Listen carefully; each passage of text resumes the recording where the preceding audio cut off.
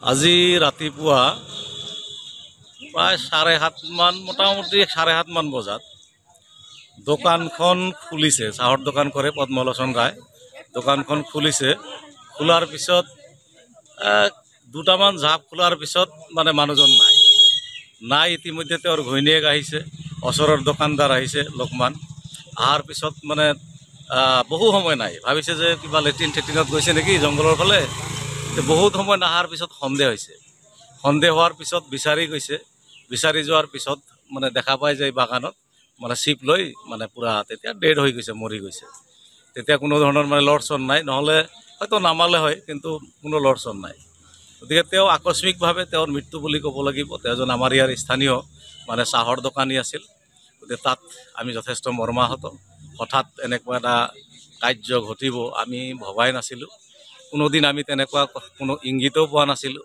সুস্থভাৱে দোকান কৰি আছে, আজি ৰাতিপুৱাও দোকান কৰিব আহিছে। গতিকে আমি তেওঁৰ মৃত্যুৰ কাৰণে যথেষ্ট মৰ্মাহত হৈছোঁ। তেওঁৰ মানে আত্মাই সদ্গতি লাভ কৰক তাৰে কামনা কৰিছোঁ। এই মুহূৰ্তত আৰু ক'ব লগা ভাষা নাই।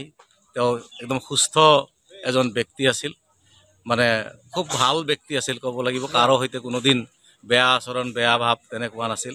আজি প্ৰায় 35-40 বছৰে হ'ব দোকান কৰি থকা, মোৰ যিমান দূৰ মনত পৰে। গতিকে মানুহজন ভাল আছিল। গতিকে তেওঁৰ মানে মৃত্যুত আমি যথেষ্ট মৰ্মাহত হৈছোঁ। গতিকে তেওঁ আত্মাই শান্তি লাভ কৰক তাকেই কামনা কৰিছোঁ। ঘটনাটো কোন ঠাইত সংঘটিত হৈছে? সংঘটিত ৰাতিপুৱাটো নোৱাগাঁও চকৰ পৰা অলপ দক্ষিণ পশ্চিম ফালে মানে গছৰ বাগান আছে। আমি জনামতে মানে তাত দুটা পৰিয়ালৰে বাগান আছে। তে বাগানৰ মানে সৰু গছ এডালত, সৰু মানে ঠানি এডালত একেবাৰে সৰু ৰছীৰে মানে 2 আঙুল 3 আঙুল মাটি প্ৰায় চুঁ অৱস্থা, এনেকুৱা মানে অৱস্থা। বয়স কিমান হ'ব? বয়স 60 এৰাউণ্ড, অৰ্থাৎ 58-ৰ পৰা 61 এনেকুৱা হ'ব বয়সটো।